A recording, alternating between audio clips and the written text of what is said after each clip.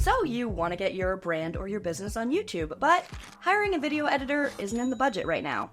Good news, you don't need one. I've been editing YouTube videos on the daily for over 5 years, and in this video, I'm going to show you exactly how to edit a YouTube video by yourself, step by step, using free tools and a simple workflow that works on any editing software. This is a 7-step tutorial designed to be followed along with, so I recommend watching it all the way through once to get the big picture, and then come back, rewatch, pause as needed, and edit your own video alongside me. You're ready to get started. I'm ready to teach you, so let's dive in. Alright, so most people think that editing starts when you open your video editing software. It doesn't. Editing actually starts when you write your script, because the decisions that you make before you hit record determine how easy your edit is, how engaging your video feels, and whether people will actually stick around to watch. So the first step of editing a YouTube video actually happens before you film. And if you've already filmed, don't worry, just keep this in mind for your next video. We'll get into the actual editing steps in step 3. Before you film anything, you need to plan ahead for editing. So here is my script for the video I'm about to film. You'll see that I'm using a 2-column script layout. One column is my script, and the other has B-roll ideas, visual assets, and editing notes. Scripting this way helps you visualize the final video as you're writing, and if you ever decide to outsource editing later, it makes communication with an editor so much easier. Some ideas for the second column here are text that reinforces a point or a list, B-roll that you film yourself, stock images or videos which you can download. A free stock footage site that I like is Pexels, or you can upgrade to a paid site like ArtGrid or Storyblocks for higher quality. But the cool thing is that we're no longer limited to the footage that we can find online. You can generate this kind of stuff with AI now. You can also consider screen recordings to show something online or walk the viewer through a process. If you're not sure what visuals to add, you can drop your script into ChatGPT and ask for beginner-friendly editing and visual ideas for each section. This will give you a starting point. And another thing to consider is filming one or more sections in a different location or from a different angle. Even small changes can help. This is one of my favorite ways to keep my videos dynamic without crazy editing. And if that's not an option, you can create variation during the editing process with zooms, and we'll talk about how to do that when we get there. By considering all of this before you hit record, editing becomes much faster, much cleaner, and way less intimidating. Now, if you are writing scripts and wondering what your video should actually be about, I have linked a free guide in the description that breaks this down really clearly. There's a whole section on choosing video formats based on your business goal. Not just make YouTube videos, but when to do tutorials, explainers, shorts, or longer videos so that your content actually supports awareness, leads, or sales. If you pair the tips in that guide with this scripting step, your videos immediately get more intentional. So once you planned the script properly, it is time to record with editing in mind. That's right, the way that you record your video also determines how easy or painful your editing will be. A few small habits while filming can save you a ton of time in post. If you're filming a talking head video and you're not a master memorizer, use a teleprompter. It takes a little time to get used to, but it makes your final edit so much cleaner. If you're recording on your phone, there are plenty of apps to turn your phone into a teleprompter while you record, or you can use an actual teleprompter like you see here, and then pair it with your phone or iPad using an app like Teleprompter Pro. When you start recording, make it a habit to clap before you begin. That clap creates a clear spike in the waveform, making it easy to sync up your audio and video when you're editing. This is especially helpful if you're recording audio separately, or you plan to enhance your audio in post, which I will show you how to do later with AI. If you mess up a word or a line, don't stop and try to fix just the word. Don't do this. And welcome to my cozy corner of the internet. Instead, pause, take a breath, and then restart the sentence from the beginning. Like this. Welcome to my cozy corner of the Welcome to my cozy corner of the internet. This makes your cuts flow naturally in the edit. Take a look at the difference between these two edited cuts. My name is Bridget, and welcome to my cozy corner of the internet, where we talk about growing online in a way that fits into real life. Bye. My name is Bridget. Welcome to my cozy corner of the internet, where we talk about growing online in a way that fits into real life. See what I mean? Now, after each sentence or section, leave a short pause like this. Oh, hello! Thanks for stopping by. My name is Bridget. Welcome to my cozy corner of the internet. Those pauses create clean gaps in the waveform, which makes it much easier for you or AI to find your cuts, tighten pacing, and remove mistakes quickly, which I will show you how to do in step 4. Recording with editing in mind will save you so many headaches during the actual editing process. Okay, so I am going to record this script now, and then we'll get started on editing. Okay, mission complete. I have the footage here now. Now, this may not be the sexiest part of video editing, but unfortunately, this next step is not optional. If your files are messy, editing becomes very slow and very confusing. So here is the easiest file organization setup that you can steal. Video files are super large, and storing everything directly on your computer will eventually slow it down and make you want to throw it out the window. An external hard drive is absolutely worth it. So you see, inside that hard drive, I have a main folder for my YouTube channel. Within that, I have this template folder that I duplicate for every new video. I name the new folder based on the video, drop all of the pieces of the video into the correct folders, and rename the footage accordingly. So the A-roll folder here is for the main footage. That's that video that I just recorded. The B-roll folder is for images, videos, and screen recordings. I gathered these ahead of time. The audio folder can be used if you record audio separately from your video or if you enhance it later. I tend to enhance my audio with AI using Adobe's Enhanced Speech tool because it makes it sound more studio quality. Listen here, this is the raw audio. Oh, hello, thanks for stopping by.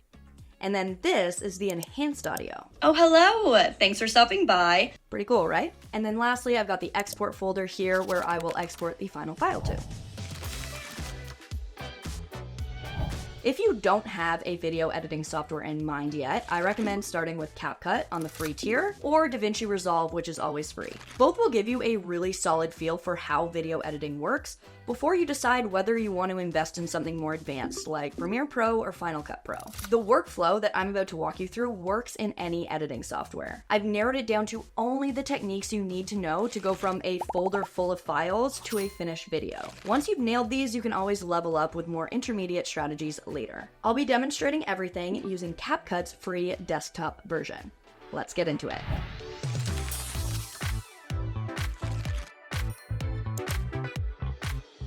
So first things first, open up your video editor of choice and create a new project. Now you want to import your A-roll, B-roll, and audio folders. Drag your A-roll video clips onto the timeline. If you recorded audio separately or enhanced it, then drag the audio underneath. Now, if the audio is misaligned, you can line up the peak in the waveform from when you clapped with the visual of you clapping. See here. Once they're aligned, highlight both tracks, right-click, and select Create Compound Clip. Now, if your original video has audio like mine does, double-click the compound clip and then mute the track with the original audio file with this mute button. Now, when you play back the compound clip, your new audio is attached. That's all there is to syncing. By the way, this thing right here is called your playhead. It basically shows you the exact spot you're working on. I'll refer to this a few times, so just remember that. Select the transcript option here to generate a text version of your video. This will allow you to do text-based editing, which is one of the biggest upgrades in modern video editing and will save you a million hours. Once it's transcribed, before we touch anything, I'm gonna run this filler word removal tool. This will automatically identify hesitations, repeated phrases, and silences. You can remove everything in one click by selecting remove, or you can go line by line if you want more control. See, that alone just cut down my footage from 15 to 10 minutes. Now, this isn't perfect, so we'll still do a quick manual pass to tighten and clean up the A-roll. I did find that the text-based editing in CapCut was a little glitchy, so you can do this next step one of two ways. The first way is to go through the transcript line by line and highlight words that you want removed, select delete, and then that section will be deleted from the actual video. It's pretty cool when it works. The second way is to navigate along the timeline and remove sections manually. So for example, I want this mistake deleted. Your perspective, your experiences, and the things your perspective, your experience. So I'll put my playhead here and use this split tool. Now you'll see that the clip is split in two. Then I'll navigate to the end of that clip and split it again. Now I can select that isolated clip here and press delete. There's also a zoom tool here, so you can zoom in and out to make things easier and get pickier. I do this by dragging the start and the end of each clip so that one clip flows seamlessly into the next and there's no dead space between. See here. Build a brand and realize that you already are one. Your perspective, your experiences, the things that you... Once you're finished this, it should look something like this. You have completed your story cut, and now we build on top of it to make it more interesting. At this stage, your goal isn't perfection. You're simply using visuals to support what you're saying and keep the video moving. So as you can see here, I have a lot of screen recordings here to overlay. I'll drag the corresponding screen recording over top of the A-roll here, and it can be moved around by clicking and dragging, and you can adjust the duration by trimming at the beginning and the end of the clip. You can also adjust the size of the B-roll like this. I've also created my own backgrounds that I can layer in between the A-roll and the B-roll to give it more of a branded look. Now, if your B-roll has audio that you don't want in the video, you can mute your B-roll track with this mute button. So I'm gonna go through now and add the B-roll throughout the video, and then we will move on to the next step. Okay, the story is there now. So the last step before export is to make it more engaging to watch between B-roll clips. Here are 3 simple visual techniques that will help keep attention without over-editing. Zooming in slightly on key moments helps re-grab attention and emphasize important points. I try to make sure something changes visually at least every 5 seconds. So you can see here, there's no B-roll. So I'm gonna highlight a couple clips and then use the scale tool here to zoom in by about 10% at a time. You want to keep these subtle. If the zoom is really noticeable, it's probably too much, unless you're doing it intentionally for dramatic emphasis. Another easy way to add visual interest is to crop your main video and move it to the side so that it takes up about half the screen. This creates nice blank space to add text or graphics without covering your face or making the frame look messy. You can change the background color over here by scrolling down to canvas and selecting color. Now, if you have some blank space in your video where you could overlay text, like I have right here, you can zoom in and move your video to the side like this. This takes a little bit of pre-planning when you're setting up your camera to record. So for example, here around the beginning, I want a bullet list. So I'll put my playhead at the beginning of the clip where I want to overlay the text. I'll go up to text, default text. I'll paste in my list here and then move it to where I want it on the screen. Over here, I can customize the font, add a style, change the colors. There are a ton of different tools here that you can use to customize it. Then when it's ready, I'll just adjust the duration along the timeline here. So this works especially well for explanations, lists, frameworks, step-by-step moments, and if you're creating an educational video, this is a great technique for breaking down more complex ideas. Now, this is where strategy matters. Once your edit is clean and engaging, the next question is, what do you want someone to do after watching? Don't rely on people to remember what to do next. Add clear text overlays for calls to action, like comment below, subscribe for more, download my free guide, etc. These should be quick, easy to read, and placed at moments where engagement feels natural, not forced. The guide goes deeper into calls to action that actually work on YouTube and how to align them with things like lead generation, brand awareness, or reactivation. This will help you stop guessing where to send people when you're building videos and give you a clear purpose from the start. So as you can see, none of these techniques are complicated, but together they make your video feel more dynamic, intentional, and easier to follow. Remember that you are not trying to impress anyone with effects, you are guiding and retaining attention.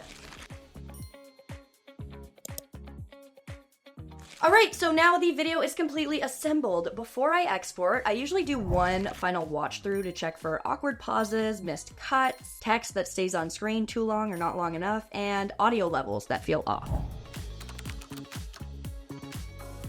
Once that's done, I go up to export. So these are the export settings that you'll want to use. The resolution should be 1080p to 4K depending on what you use to film. And for the frame rate, match whatever you filmed in. The format should be MP4 or MOV, and honestly, most video editing software will default to good settings for YouTube, so you don't need to tweak much. I just want to name the file clearly, and then make sure that it is exporting to my final export folder. All right. there we go. So now it's exported and you'll see that it shows up right here and it's ready to publish. I usually do one more watch through after export to make sure everything is good. So there you go. That is the full 7-step workflow. We just went from a folder full of files to a finished YouTube video using a simple, repeatable process. The more you do this, the faster it gets. You don't need fancy software. You don't need to be a professional editor. You just need a system that you can repeat. And now you have one. So go give this a try. And if you want help figuring out things like what to post, how often, or how to grow a business with YouTube, then don't forget to check out that free guide that I linked in the description. Thanks so much for hanging out with me. If this video helped you out, make sure to give it a thumbs up to let me know. Drop a comment if you have any questions, and subscribe to HubSpot Marketing for more videos to help you future-proof your marketing strategy. My name is Bridget O'Rourke. Feel free to connect with me online, and I will see you in the next one. Bye.